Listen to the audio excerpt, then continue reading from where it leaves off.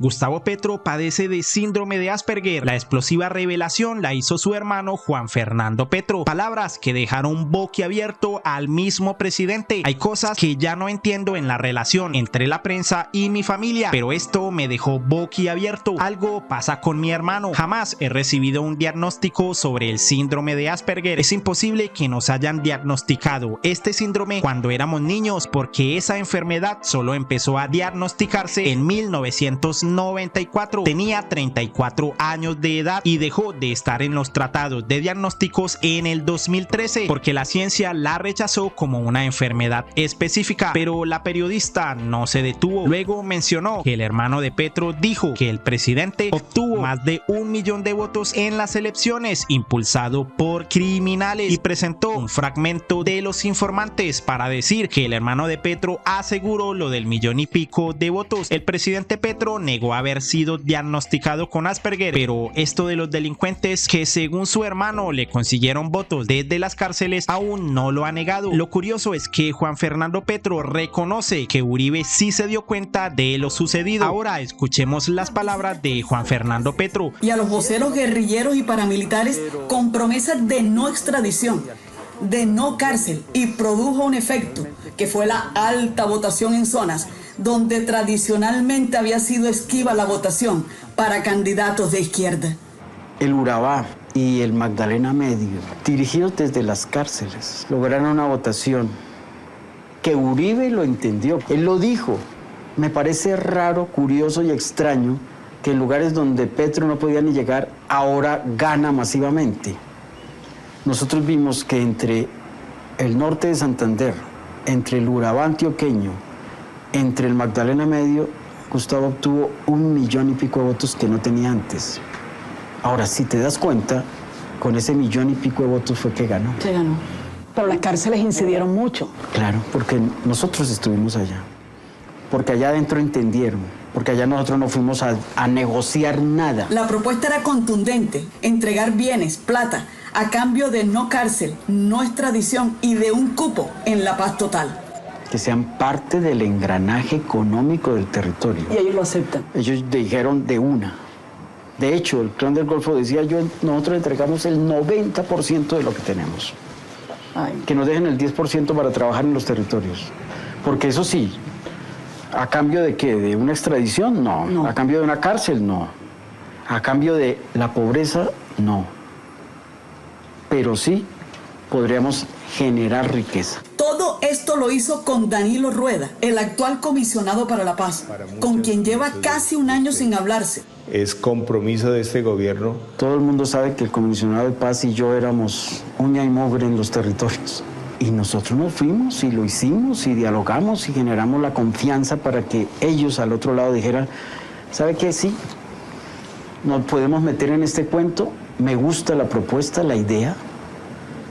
Trabajemos por la paz de este país conjuntamente. Dávila se puso a mencionar uno a uno los supuestos escándalos que le ha sacado al gobierno Petro, luego de haber publicado la misma noticia una y otra y varias veces. Los petrovideos, los dineros de Nicolás, los audios editados de Benedetti, sin olvidar mencionar los títulos de sus escandalosas portadas, y todo para terminar en letras mayúsculas exigiéndole al presidente que es urgente que el país sepa la verdad sobre la financiación de su campaña. Eso sí, cuando el presidente responde, solo le dedica 2 renglones y ya no lo publica varias veces al día. Pero al parecer la periodista ha revivido el tal proceso 15.000, que nadie más que ella ha nombrado así. Gustavo Petro y su proceso 15.000, el pacto de la picota, su hermano, su hijo, su exnuera y las verdades que le debe al país. Ante las palabras de Dávila, La Silla Vacía publicó este artículo. Petro no sacó ni cerca 1 millón de votos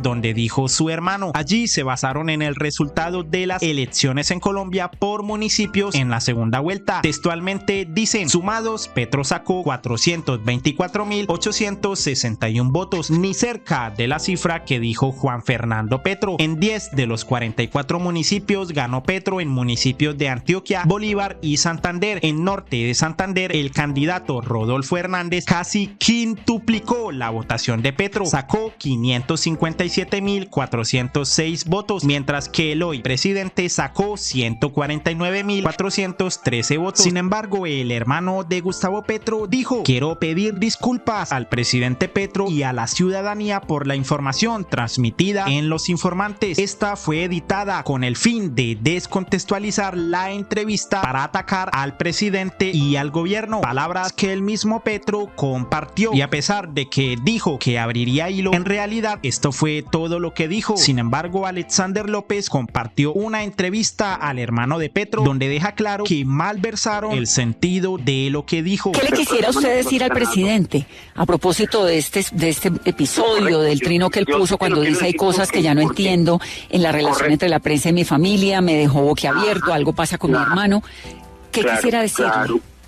Claro, porque le entiendo claramente su posición, porque yo también fui el primer sorprendido cuando ya escuchamos el programa, cuando lo vimos por primera vez que sale Los Informantes el domingo a las 8:30, yo quedé con mi esposa con lo mismo que Gustavo, con la boca abierta. Yo dije, pero si esto no era. Ellos mismos, la misma nena me escribe al otro día y me dice, lo lamento, la misma nena, aquí lo tengo escrito en mi WhatsApp, lo lamento, no era lo que yo quería. Así lo dice ella. Entonces, ¿por qué ella misma dice lo lamento si ella fue la que hizo la entrevista? Porque entonces fue cogido el programa y fue manipulado, tergiversado, fue fragmentado para decir cosas que, pues, yo dije, pero que están completamente descontextualizadas. ¿Usted después de ese episodio pudo hablar con el presidente? ¿Ha podido hablar con él? Pude hablar con el presidente porque, claro, cuando él saca ayer lo que quedó con la boca abierta, yo le dije, sí, Gustavo, yo lo que conté fue una anécdota del bachillerato, y ojo con esa palabra, anécdota del bachillerato. No estábamos hablando de que teníamos una enfermedad y que entonces teníamos que ir a un hospital, a un proceso médico, a un proceso clínico, a un proceso psicológico, porque no, nada de eso, porque nunca había, eso no ha existido, no ha pasado, ni ha sucedido, y hemos tenido unas vidas completamente normales como la de cualquier ser humano, porque no ha habido nunca una enfermedad con respecto a eso. Entonces, por eso te digo, Vanessa, fue una anécdota que yo conté como cualquiera puede contar una anécdota de su pasado, y qué triste que hayan sacado eso y lo hayan convertido en lo que lo convirtieron, un problema de trascendencia nacional. Entonces, doctor Petro, me disculpé con Gustavo, yo le dije, sí, Gustavo, usted sabe que a mí me pasó eso cuando, y en ese sentido fue que lo dije cuando era adolescente, y punto. Bueno. ¿Y qué le dijo el presidente? Que tuviera cuidado con esas entrevistas, que tuviera mucho cuidado porque cualquier cosa, y es cierto, cualquier cosa que uno diga, pues puede ser utilizada o puede ser interpretada de maneras que no son, ¿no? Bueno, y en fin, fue. En la entrevista usted también habla de los votos del presidente Petro en lugares donde usualmente no había ganado, o en la primera vuelta no había ganado. ¿Por qué hizo esa declaración? Como si realmente usted hubiera terminado haciendo un trabajo con narcotraficantes en las cárceles, que fueron los que terminaron influyendo para que Petro ganara más de 1 millón de votos en zonas donde usualmente no había ganado. Correcto. Esa es la parte más tenaz de esa entrevista. Esa es la parte que más me duele de esa entrevista. Porque es la parte donde parece que yo estuviera reconociendo lo que he refutado desde que me pasó lo de los extraditables y lo del pacto de la política, el pacto de la picota, que tú sabes cómo yo he defendido que nunca nosotros, porque además es la verdad, nunca fui yo a negociar absolutamente nada, ni electoral ni políticamente con nadie, ni con los presos de corrupción política que estaban allá, y sí que menos con los extraditables, con los cuales nunca he hablado, y no puede haber en ninguna cárcel ninguna muestra de que yo haya entrado a algún patio para hablar con algún extraditable. Los señores ya lo tendría la fiscalía. ¿Qué pasó aquí? Y ahí es donde yo digo nuevamente que se tergiversó todo, porque uno escucha la entrevista, uno escucha el programa, y parece que yo mismo me estuviera acusando de que gracias a mí Gustavo logró una votación por allá con los presos, con los extraditables en territorios donde nunca había estado. Yo le había dicho a la nena en esa entrevista, cosa que no salió en la entrevista, que nosotros como Comisión Latinoamericana nos habíamos movido por lo ancho y lo largo del país con la misión y el objetivo de escuchar, este es el trabajo de la Comisión Latinoamericana, lo que sucede en los territorios. ¿Y qué escuchábamos en los territorios complejos o complicados, como por ejemplo el Urabá, que se menciona allí, el norte de Santander, que yo lo menciono allí, y la zona del Magdalena Medio, que también la menciono. Que cuando fuimos allá escuchamos que líderes, campesinos, bueno, la comunidad en general estaba cansada de muchas traiciones que durante generaciones anteriores habían hecho por las mismas cosas de las necesidades urgentes que esas comunidades necesitan y que nadie se las había resuelto.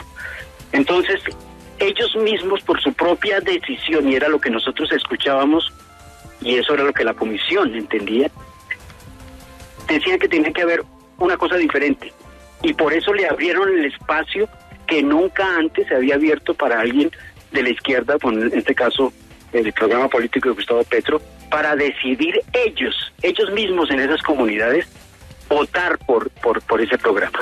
No porque nosotros fuéramos y los negociáramos y les diéramos a entender que con Gustavo era la idea, no, porque la comisión no se mete en procesos políticos, sino simplemente en la escucha de lo que en los territorios está sucediendo.